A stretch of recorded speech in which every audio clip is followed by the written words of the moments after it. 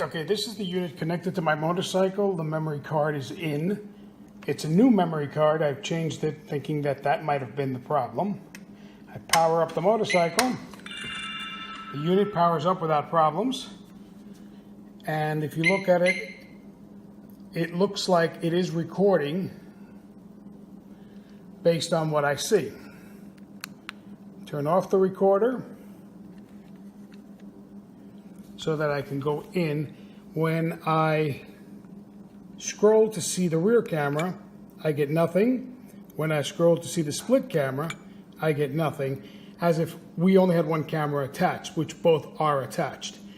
When I try to look at the files, it's giving me this message, damaged file. Now there are 10 files in here. Each one is showing that they're damaged and they do not play back either on the unit or on the PC. Okay, I've taken the video card out of the unit. As you can see, it is right here, F. It does write the directories without any problems. The rear camera records nothing, as you can see. The front camera does show a listing of recordings, but when I try to open the recording, it does nothing.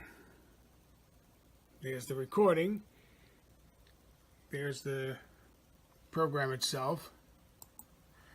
I try to open these, let's say, in a different program, thinking that it might be the program.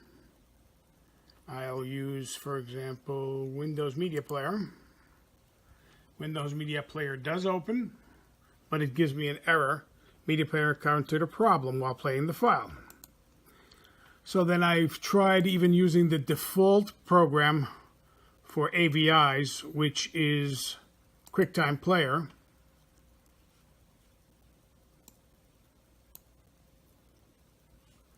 It does open up the program, but when I try to play the file, nothing happens.